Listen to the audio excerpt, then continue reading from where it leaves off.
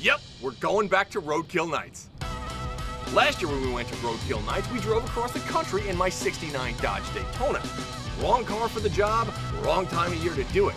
This year, we're taking something bigger, badder, and faster in the form of a 2018 Widebody Challenger Hellcat, and to back it up, a 2018 SRT Durango.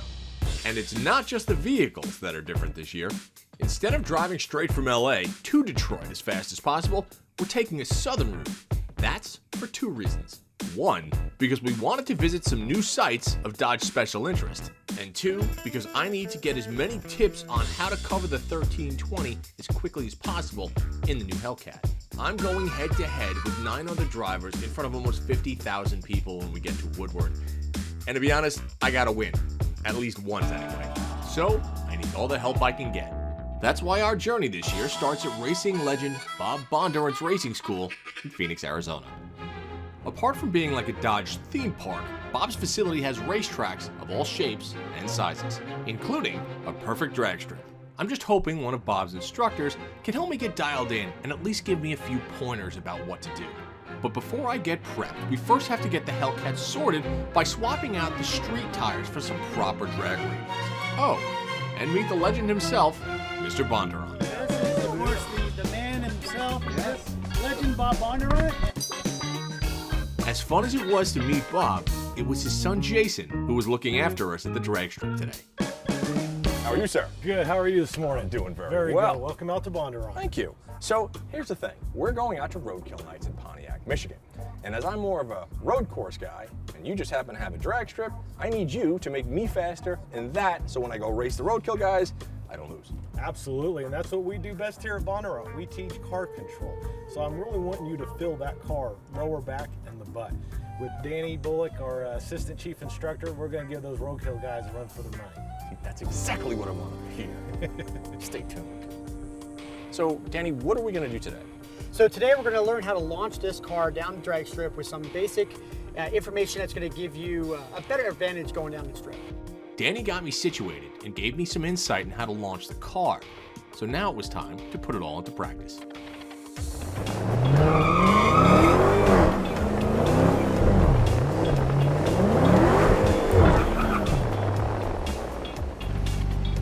Fully staged, brake to the floor, pedal down, and launch.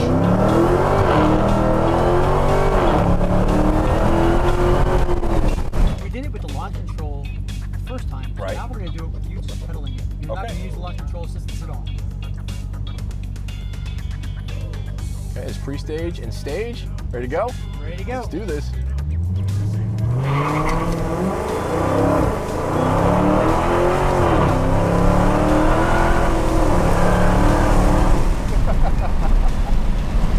I'll tell you, with this car, either way, you can't lose. You can't lose. This car does everything so well. With the tires warmed up and a few tips to think about, we got back on the road and headed southeast towards Texas. We are back on the road again. We just filled up, had a little bit of food, and now we're cruising along in the 2018 SRT Hellcat Widebody. Now, a lot of people are going to look at this car and be like, well, it's no different than the regular Hellcat, when actually that's completely not the case. There's actually quite a few differences. Now, let's go back to when the Hellcat first came out, right? 707 horsepower, 650 pound-feet of torque, ZF 8-speed, and the one Achilles heel, in my opinion, were the 275 series tires. Now, when you have a car that has the girth of a Hellcat Challenger, which is over 4,500 pounds, on a 275 series tire, kind of looks like an elephant on stilts. The wide-body Hellcat extends the track 3.5 inches overall, and now we are running on 305 series at all 4 corners. We have a wider track. The car not only handles better, but it looks vicious. Does that mean it is the best car ever? Well, no, because you know, it does lack some things. Like, part of my seat adjustments are manual, you know, especially on the passenger side. You know, the back for such a big car is a little bit on the cramped side. But if you need more room, then go buy a Charger, don't buy a Challenger. This is Dodge's big badass coupe, and it works exactly as it should. After our overnight, we headed towards our next stop just outside Houston to see a couple of cool Dodges. And while they may look familiar to some, rest assured They are both very, very special. We're down in Sealy, Texas at John Hennessy's Lone Star Motorsports Park with two very special cars, one of which I want to talk to you about right now. To do that, we have Courtney Manuel from the Viper Exchange to talk to you about the Viper behind me and why it's so special. So Courtney, what do we got? What are we looking at? Why is it special? All the good stuff. All the good stuff. 2017 is the very last year for Viper production. And as such, they wanted to create 5 special editions to commemorate that. Back in 1997, Viper launched itself into the international world of racing, claimed many, many titles. Right. And so what they did in 1998 was create a special edition called the GTSR, same livery as the race cars. They made 100 of them, and that was sold out pretty instantaneously. Yeah. Right. So cut to now, end of the run. Okay. And Dodge actually gave a few of the dealers a call and said, hey, what would you guys like to see? Okay. Well, knowing the market and knowing the 1998s, everybody wanted to see this car. It's got a lot of the same attributes as the 1998. And they did 100 of them as well. We at Viper Exchange bought over 55 of the chassis. Oh my God. Yeah, yeah, it's a little crazy.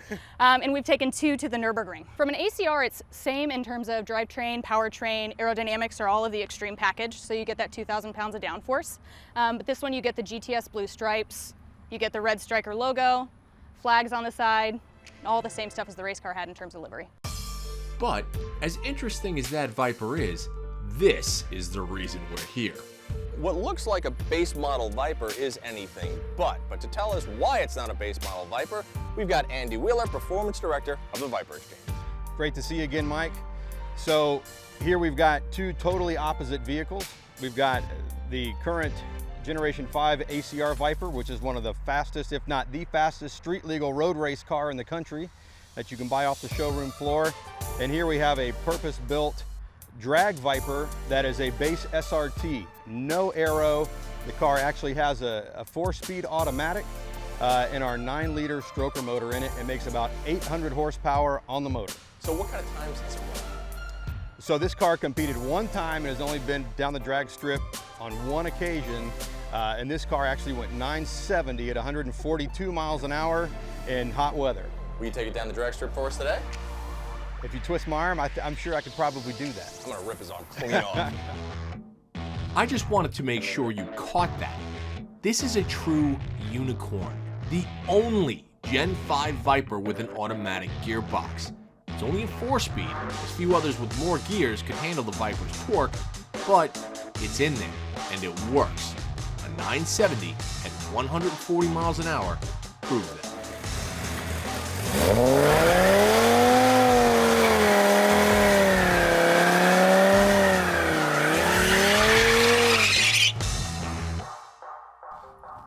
While these cars are great, the real reason I'm here is I need to learn how to drag race. We're going to Roadkill Nights. All the hosts are getting together in front of 50,000 people. I need to not lose. So I get it. Give me your top 3 Nobody things. likes it. So how much time do you have to prepare? 48 hours. Okay, so we need to keep it short and sweet, do, right? yeah. The first thing I would be concerned about is 60 foot. Okay. You can have drag radials? I believe so. All right, so all the cars are gonna be equal. You're all gonna be on drag radials. Yep. That's great. 60 foot is so important. Okay. I would leave traction control on, see how hard you can get that car to leave. A lot of times, a drag race can be won or lost right there. Okay. The second thing is reaction time. Equally as important as 60 foot.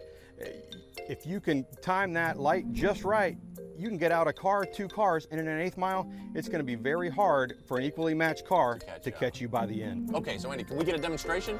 I was hoping you'd say that. Yes. 1, 2, 3.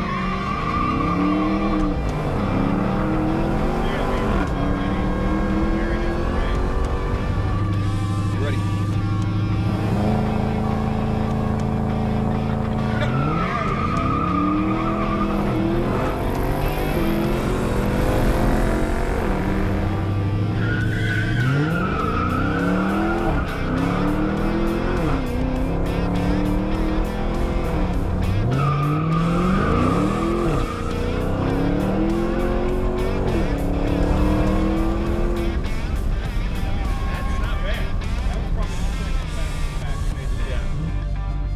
It's all about the practice. As much as I wanted to stay there all day, it was time to get back on the road. As we are now driving through the great state of Texas, we thought it only fitting that we transitioned from the wide-body Hellcat into the Durango SRT. Probably one of the greatest crew camera / chase vehicles in the history of the world. And let's go through why. 475 horsepower and 470 pound-feet of torque from the 392 V8. That means that if the Hellcat accelerates, I go like this, it drops down, and then I accelerate. Now, will it catch the Hellcat? Well, no, because the Hellcat's a Hellcat. This is pretty freaking fast, I'm gonna tell you that right now. Now, according to Dodge, the SRT Durango is the most powerful third-row SUV they've ever built. And, you know, that's pretty cool, right? We have the Jeep SRT, but that's only a 5-passenger. This baby will hold 7 people in pure comfort. The other thing is, because it's all-wheel drive, it really does jump out of the hole. So much so that, believe it or not, you could pull up to a whole bunch of performance cars that are rear-wheel drive, and you could totally hole shot them, because when you put the hammer down on this thing and set launch control, it just squats and goes. Also, like, I can go into my SRT pages and I can transfer the setup in regards to how I want the all-wheel drive to be. Like, I can put it in track mode, sport mode, street mode. I can just put it right straight down in like 50-50 mode. So you always kind of know where you are. Now, would you call this thing a performance SUV? 100%. Anything that does 0 to 60 in 4.5 seconds or less, anything that runs the quarter mile in 12.9, I don't care what you're driving, that's pretty good performance.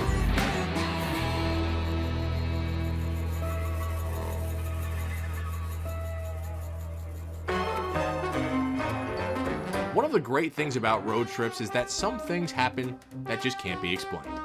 Often it's local weather or it's something strange on the menu. But when we got to New Orleans, thanks to one of our friends, this happened.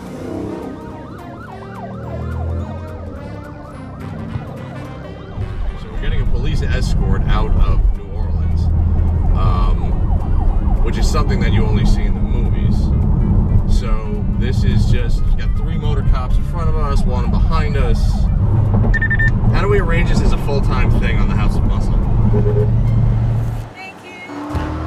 But as wonderful and strange as that was, it was next to nothing compared to what we were about to find in Alabama.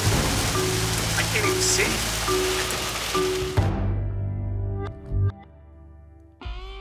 We're here in Decatur, Alabama to see our old friend Austin Griggs from RattyMuscleCars.com.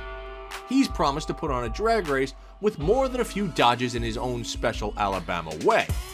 But before we get to that, he showed us this. This is the best part of North Alabama as far as I'm concerned. This is the Mopar capital of the world. There's 52 acres at Ted Stevens junkyard here in Anderson, Alabama.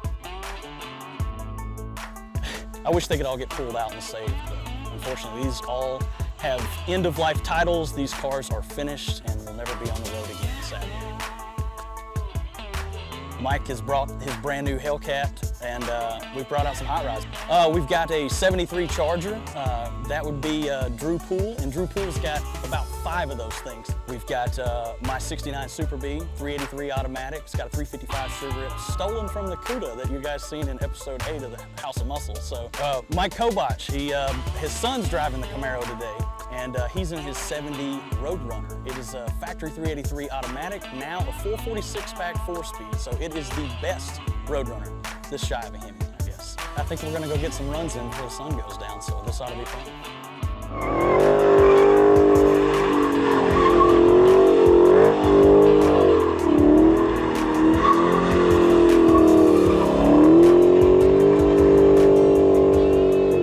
If you closed your eyes, this could have been 40 years ago. Nothing has changed. 2 60s cars going head to head down a straight road between 2 cornfields. It was perfect.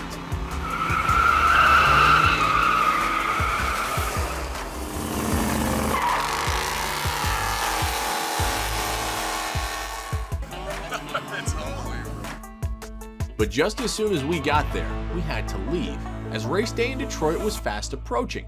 So we headed north to Michigan.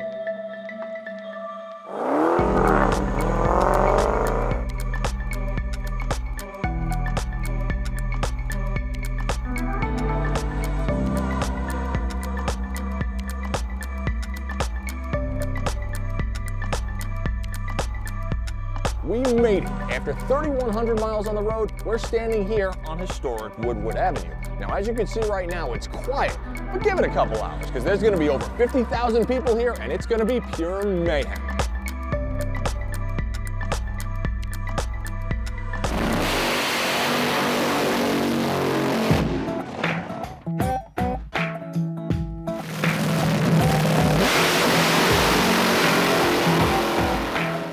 The 2017 Hellcat Celebrity Deathmatch on Woodward, brought to you by Dodge. In the draw, I pulled Chris Jacobs. That's it. I'm racing TV host, Chris Jacobs. So it's finally time. This is the reason we just drove 3,100 miles across the country. It's time for the Celebrity Showdown. Now, I'm paired up with TV host Chris Jacobs. We're about to run down the racetrack. I really don't know who's gonna win because the track is slick. I'm wishing Chris luck, but that doesn't mean that I don't wanna beat him.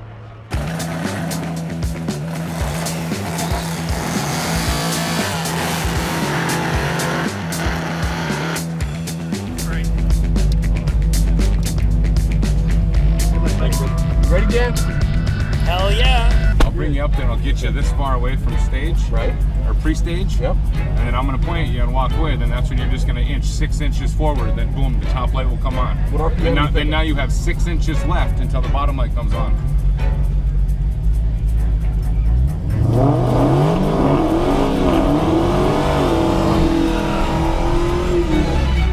I'm sitting here on the line trying to remember the tips that I was given over the last week, but all I can think of is that I really, really want to win.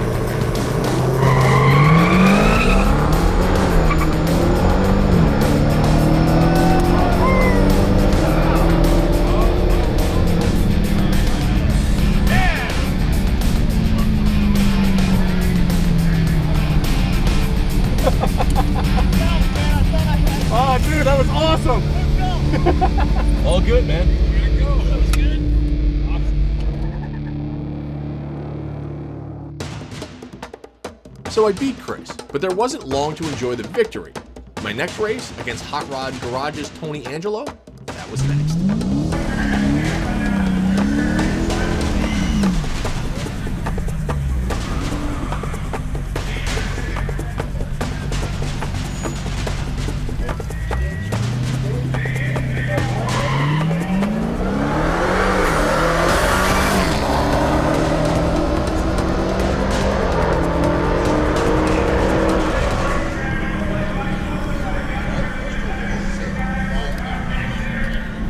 Yep, you saw that right. I treed Tony at the light. But he did get me by an arm's length right at the finish line. The only thing I can put that down to is I got 70 pounds on Tony. And to be honest, that kind of hurts. Let's talk about these. 2018 SRT Challenger Widebody, 2018 Durango SRT. One of the best GT cars ever built by an American manufacturer. One of the best high-powered SUVs ever built by an American manufacturer. The wide body on the Hellcat fixes any type of problem that the old Hellcat had, and those problems basically stem from a lack of traction from a 275 series tire. This, just amazing in every way. High-speed hauler, brute, do whatever you want to do in any type of weather, fantastic. Now, will we be doing this again next year? Well, the odds of that are yes. In what? I can't tell you yet because I simply don't know, so you're going to have to come back next year and keep following us. So with that being said, I'd like to thank you for coming on this journey with us. We'll see you next time on the House of Muscle. That Bob Bondurant and I went against each other nose to nose down this drag strip. Really? And guess who won? She did. Just saying. There you go. Just saying.